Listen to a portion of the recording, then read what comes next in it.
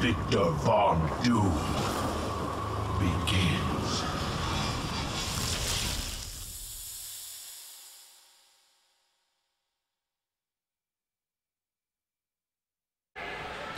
What's going on, everyone? Welcome back to WCG's New York Comic Con coverage stream. My name is Alex Goldenboy Mendez, joined with me by the legend himself, Matt Group. Thank you so much. Thanks for having me, man. Of course, thank you. And he's from Gazillion, the guys bringing you Marvel Heroes. Now, Marvel Heroes has been a very hot topic, I would say, at this convention. The booth has been absolutely, blowing up with so much awesomeness and packed constantly. Packed crazy, I know. And we have been showing Marvel Heroes all weekend long.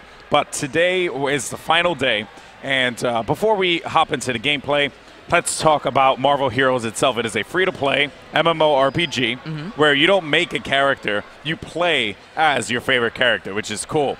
And on top of which, it's just one of those games that I guess is different from the market.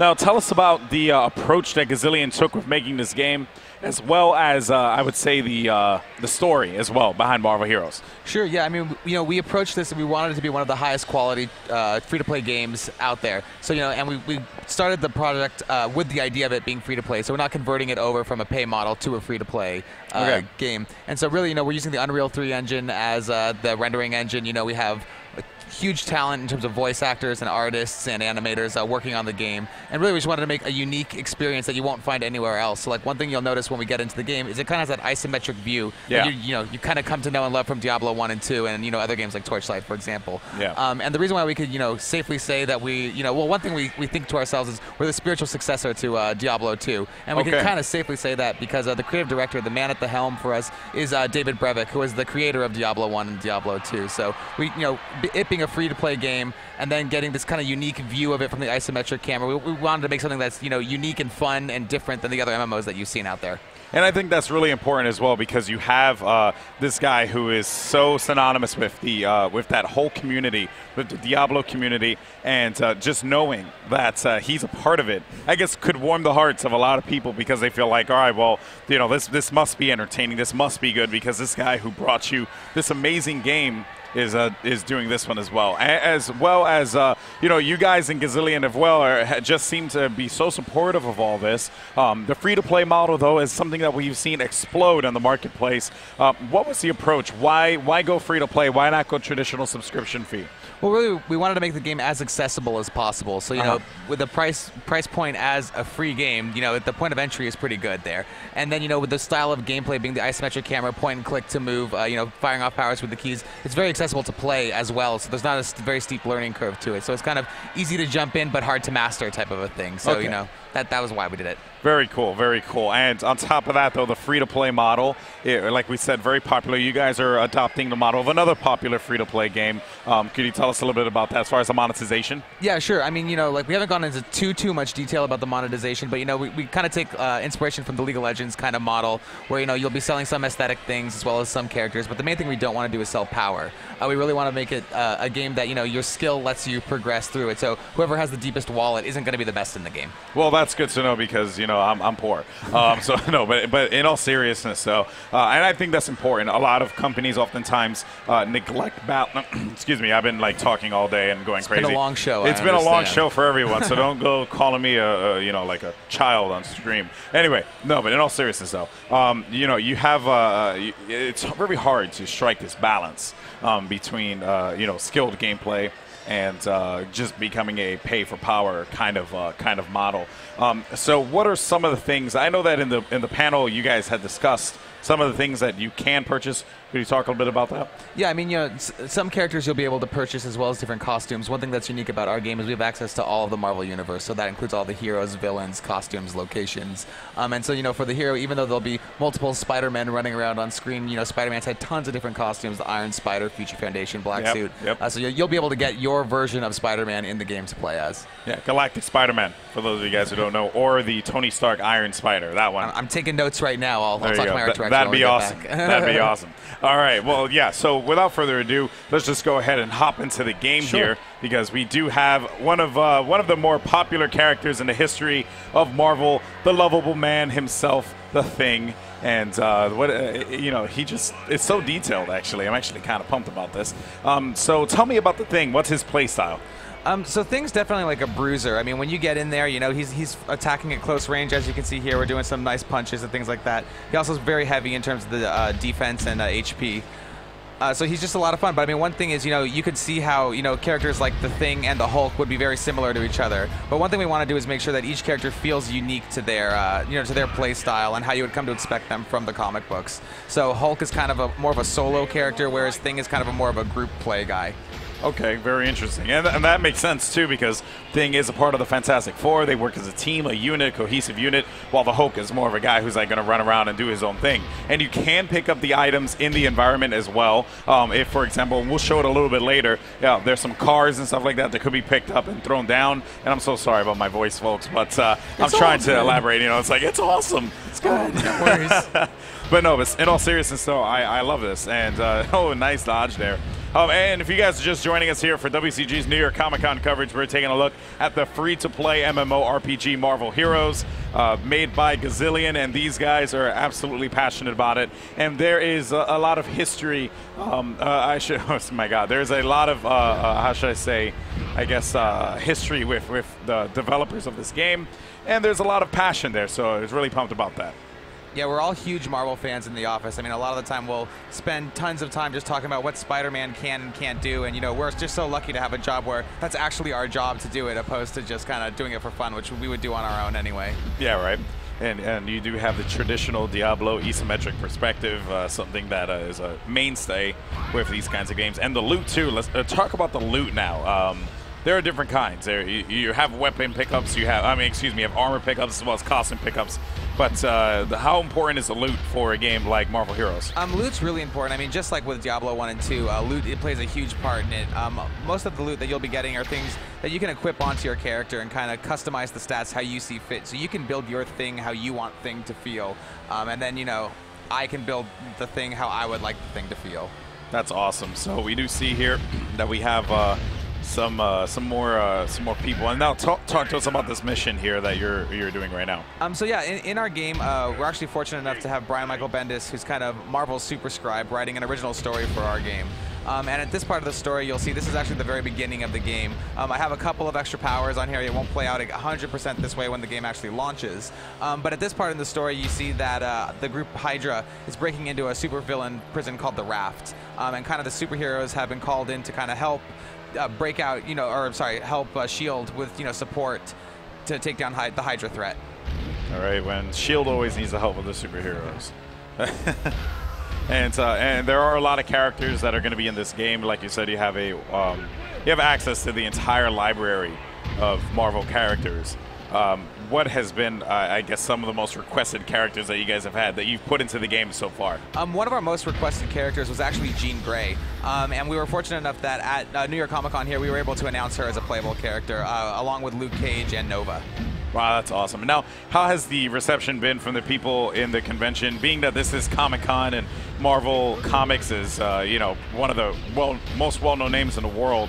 How's the reception been from the fans? The reception has been fantastic, actually. You know, like we're just so humbled to be able to, you know, meet the fans and interact with them, and, you know, hear their thoughts on the game, and everybody's just loving it. So it's a great payoff for working so hard and so long on this project. I can only imagine, and you know, it's crazy because Comic-Con, New York Comic-Con this year is just, it's massive. For some odd reason, it's been so packed and amazing, and just to see and hear all the people speaking so positive about this game. You know, it's a fun game. It's just one that, like, you can really invest a lot of time into. And now this is pretty cool as well. You guys really went into the library and pulled up some characters here. The Living Laser. What I guess is the process of picking the villains as far as in relation to the story? Or did you just say, oh man, Living Laser would be awesome, let's put him in here? I mean, it's a little bit of both, but for the most part, you know, we want to tell a great story in our game. And, you know, so Living Laser, for example, in the story, he was trapped in the Raft's power grid after Hydra broke him out. And so, you know, that gimmick of him being a living laser and being trapped in the power grid just works so well for what we're doing here at this part of the story. Nice, and the Hulk is so strong. My lord. It was like very similar to when we saw you play, not the Hulk, the Thing, excuse me. It was so crazy like when we saw you play the Hulk yesterday and how intense that was. Now, what you're doing here, and this is the you know, character equipped screen that you're looking at here, different armor types he picked up. But you picked up those medals. Talk about that. Yeah, I mean, medals are one way of kind of showing off to other players, you know, how far you've gotten in the game, what enemies you've fought, and who you've triumphed over. The medals that you get will kind of give you a little bit of a stat boost that's flavored off of the enemy that you defeated. So, you know, if you're fighting a big guy, they'll give you extra experience points or extra defense, that type of a thing.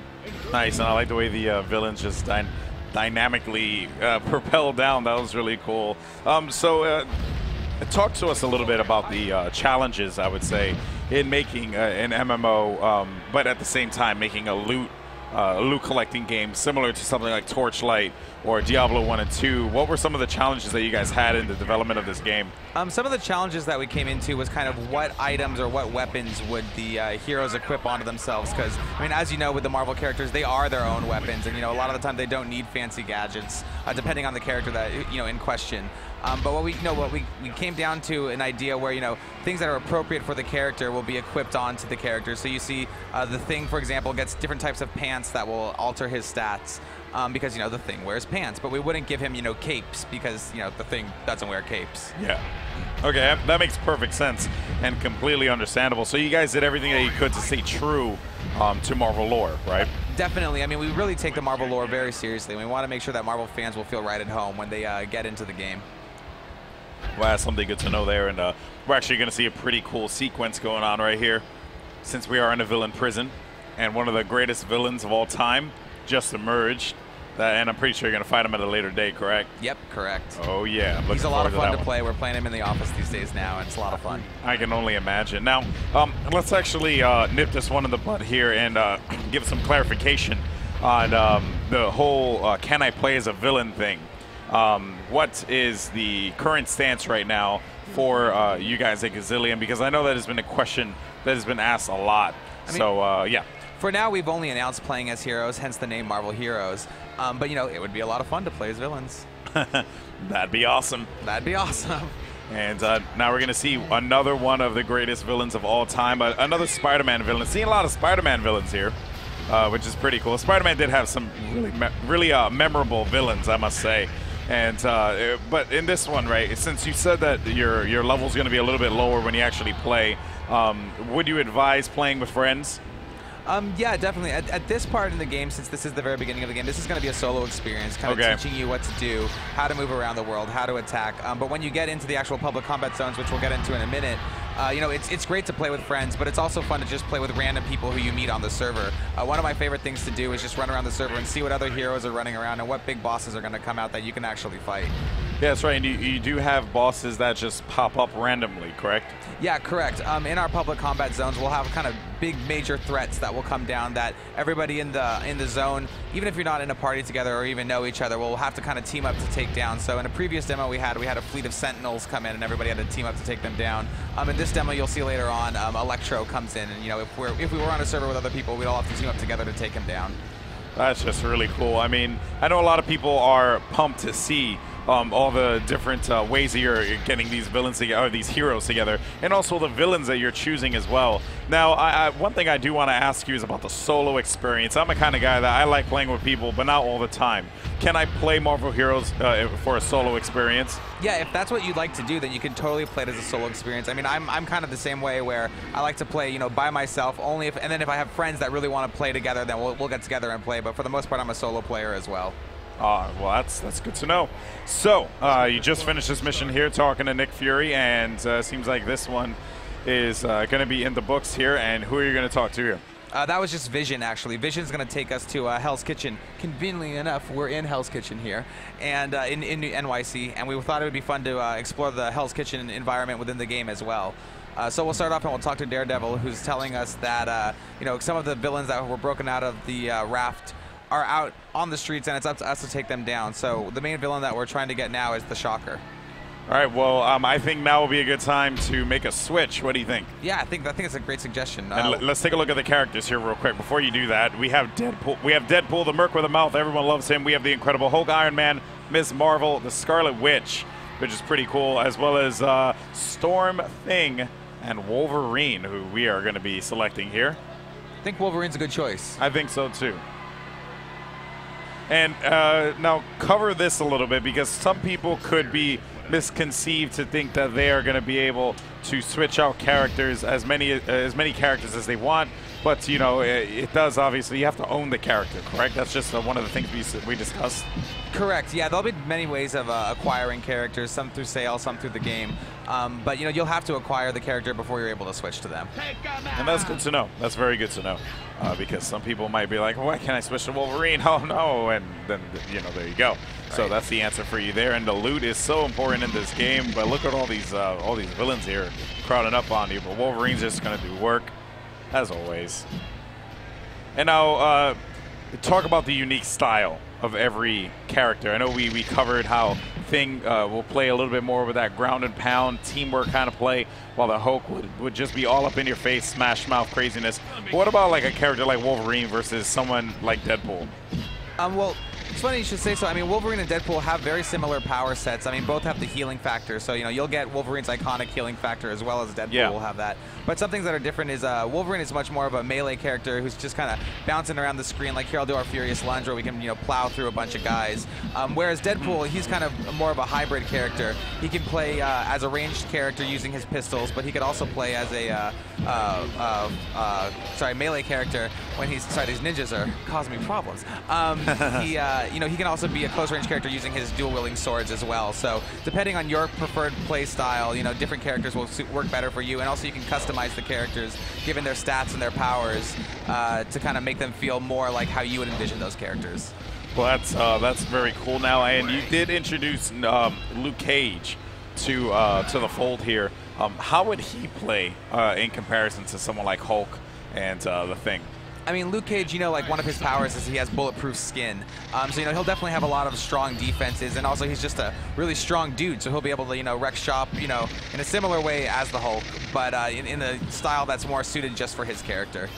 Well, that is a refreshing thing to know there, because you guys are taking good care with the styles and the different ways that these characters go about, you know, kicking butt.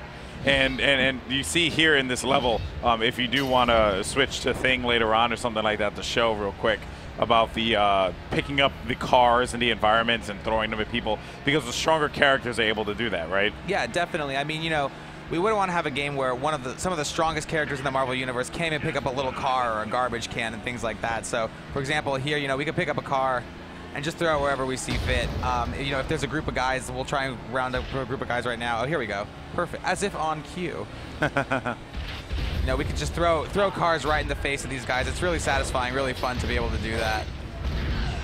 Yeah, and you can see that there. Wow, look at that. The ground and pound, literally. That is awesome. And it's just so great to see you guys keeping true to this. Now, let me ask you a question, because this is something I'm curious about. In regards to characters like the Hulk and Thing, what are you guys going to do about their costumes? They haven't really changed much over the years, but we have seen some variations. What's the freedom like for that? Yeah, I mean, just like, you know, as we have access to all the Marvel heroes and villains and locations, we also have access to all those costumes, as I had mentioned. And so, you know, you would think to yourself, like, oh, well, the Hulk, how many different costumes can the Hulk have? He has purple pants, kind of magenta pants, maybe a little red pants. But no, I mean, like, you know, even Hulk has a lot of different costumes. So, like, for example, in this demo, we have the Planet Hulk costume. So he'll come out kind of looking like a gladiator. You know, Things had his Future Foundation costume, or the long pants costume. You know, just different things that, you know, Marvel fans will come to expect and, you know, would like to see kind of fan favorites coming out in the game. One thing also that's unique is, you know, we've been given the option by Marvel to invent our own costumes as developers. So, you know, for me, it's kind of like a nerd dream come true. We're actually able to contribute to the Marvel Universe as well as borrow from it.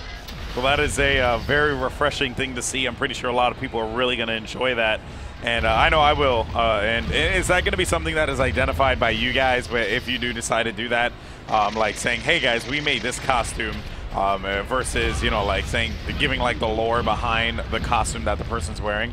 Oh yeah, definitely. I mean, one thing that's fun about being able to give different costumes and make different costumes is we get to add to the lore ourselves. So, you know, we can make costumes that complement our storyline and contribute to the Marvel lore and kind of the Marvel lineage of the history, if you will.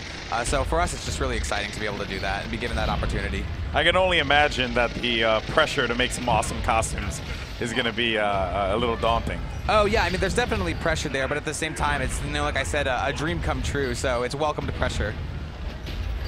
And we're seeing here as Thing is just closing out this bruiser, and just the strength of the Thing is so apparent there. And you're really feeling like you're getting like the hits off, you know, which is really cool. Definitely, yeah. It's really satisfying being able to, you know, punch these big guys right in the face with the power of the Thing or the Hulk. Oh, look at that. That's cool. Which costume is that, just so I know? So this is Thing's new Future Foundation costume.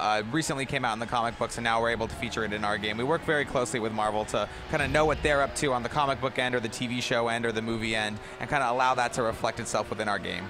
Wow. I mean, I tell you, that's awe-inspiring. Now, the relationship between you guys, I can only imagine is unbelievable. You did work on a Marvel game previously with them, correct? Yeah, definitely. I worked on 3 Marvel games in the past, and, you know, working with them on this project, it's just great fun. You know, I'm on email with them constantly every day, kind of saying, like, what's going to come out in the comic books, you know, next month, or what's happening in the TV shows, and then figuring out a way that we can incorporate that within our game and within our story.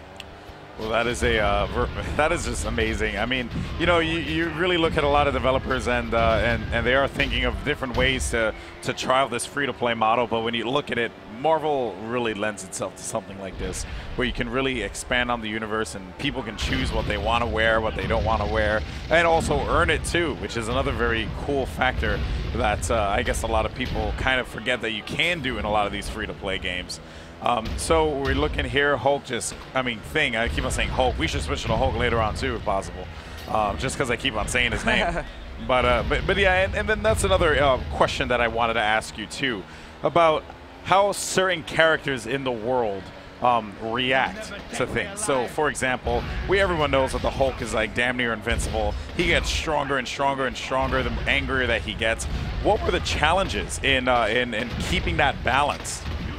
Yeah, I mean, well, first and foremost, we are a game, and we want to make sure it's a fun experience for everybody who's playing it, and we don't want to like limit people or, you know, hinder them because their favorite character is Daredevil, who's actually you know, not as strong as Thor, for example. So we want to make sure that it's balanced for everybody, and that you're not being, you know, hindered by your favorite character and not being strong enough. So on that end, we want to make sure it's a fun, balanced experience. But then in terms of the, you know, the Marvel flavor and the Marvel lore that we would have, you know, we want to make sure that characters who have these histories and these relationships with each other, that's reflected in the game as well. So, you know, if you're running around as the Human Torch and you're running around as the Thing, they're both in the Fantastic Four. They're going to say special Fantastic Four lines to each other, things like that. Okay, so there's going to be a kind of connection between characters of the same group. Yeah, definitely. I mean, and then also the one thing that's fun is, since we have such a huge library of characters, I mean, we have the big guys like Thor and Captain America, and then we also have the lesser-known people like Squirrel Girl or Rocket Raccoon. And so not all those characters interact with each other. So if they have never interacted with each other, we can still find a way for them to interact with each other within Marvel Heroes. Yeah, I mean, I can only imagine having a conversation with like Rocket Raccoon and Spider-Man or something like that. That's a great thing there. And you said that the story is also a unique story for Marvel Heroes. So we are going to see things like these team-ups happening, and all these different characters kind of like creating new stories for themselves. Can the fans go out there and kind of create their own, you know, lore, so to speak? Yeah, I mean, really, a lot of it is kind of the sky's the limit in terms of who you want to team up to take down these different threats. So, you know, there may not have been a comic where Captain America and Rocket Raccoon teamed up to fight Madam Hydra, but in Marvel Heroes, you'll be able to make that team up and tell that story yourself. Yeah, that's going to be a big thing there, because having people play the game the way that they want to play it is it really is, I guess, an experience that you cannot substitute for anything else, especially with the iconic Marvel characters as well. That's just something that, you know, you don't get to see all the time. And what was the I guess you could say the some of the games, some other Marvel games that you looked at before that helped you out with the inspiration for the way you wanted to approach this game? We really want to look at, you know, different Marvel games that fall into the same genre that we're working on, as well as different Marvel games that aren't necessarily in the same genre. So, you know, we would look at games like Spider-Man Friend or Foe, because their camera is a little bit similar to ours, but how does Spider-Man move around in that world? But then we'll also look at games like X-Men Legends, X-Men Legends 2, or the Marvel Ultimate Alliance games, which are very similar to our games, and, you know, we draw a lot of inspiration from them as well. So we want to fall in line with the other Marvel games as well as, you know, everything else. Yeah, I mean, I know a lot of people out there that played Ultimate Alliance and are probably looking at this and thinking, Oh man, I can't wait to get my greedy little pans on this one. This is going to be a good one. And there you have it there. Beating up the villains, getting all that nice loot. That is awesome. And closing out the mission here. Very cool. Cool.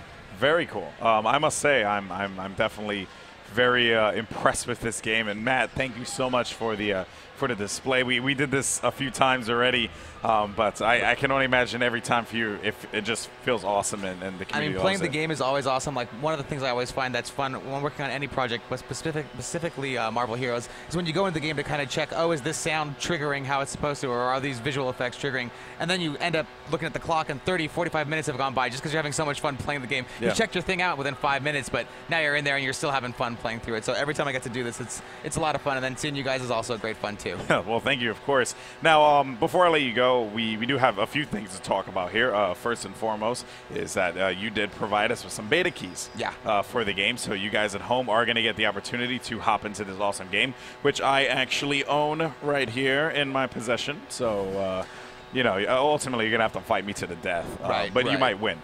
But in all seriousness, though, I do want to ask you about the art in this game. You know, all these different characters like Rocket Raccoon and stuff like that, and just meshing it all together. What were the challenges there? What were some of the things where you're thinking to yourself, like, man, you know, we didn't think that this would be such a difficult thing to implement, but, you know, it worked out in the end. So could you speak on a few of those? Yeah, I mean, first and foremost, we want to make an art style that, you know, suits the genre that we're working on in the MMO space. We didn't want to make it, you know, too pushed or too cartoony, that type of thing. We wanted to make sure that it feels like a real world that you can kind of interact with and move around with and things like that. And then some of the challenges that we find is just kind of finding all of the reference that we want. The Marvel Universe is so huge. There's over 8,000 characters in there. So it's kind of like, you know, when you have so much in front of you, how do you know what to pick from and what to use? 8,000 characters? Over 8,000 characters in the Marvel Universe. And you have access to all 8,000? To all of them, yeah. So, you know, like, there's heated debates around the office of what character should come in when, and, you know, what NPCs should we use and that type of a thing. So, and it's really all the debate comes from us being huge Marvel fans and loving the IP so much. And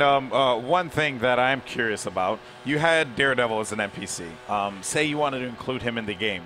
Is that something that could potentially limit Daredevil's inclusion because he's an NPC? What's the deal there? Oh, yeah, no. I mean, actually, we've already announced Daredevil as a playable character. We put him in as an NPC role just for the sake of this demo. But that won't be the only case. Obviously, we want to use some of the best characters as NPCs. And then, you know, if we want to make them playable at a later date, we could always just switch out the NPC with another character that's appropriate with the story as well as the environment that they're going to be in.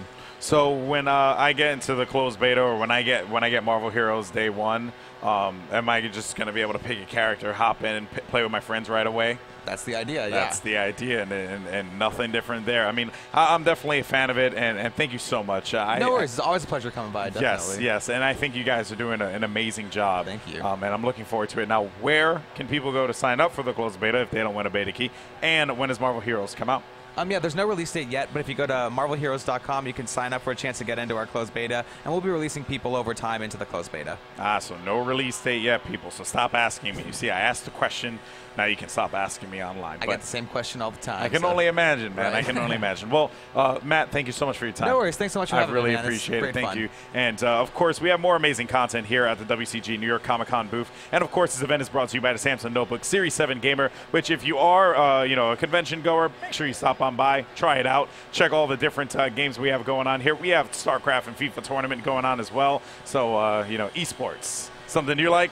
Yeah, it's all games I like. It's a lot of fun. So that's what it's all about. It's all about being a gamer and the love of the game. Yep. Right at the heart. That's right. Next up, we're gonna have the guys from Snail Games coming over here to talk about Age of Wushu, which should be pretty interesting. And I'm quite interested to see that game. Haven't had a chance to get some hands-on time with it yet. But Matt, once again, thank you so much for your time. Again, and guys, don't go anywhere. We're gonna have more floor coverage. We're gonna have more interviews, more gameplay, all here at the WCG New York Comic-Con booth. My name's Alex Mendez. Don't go anywhere.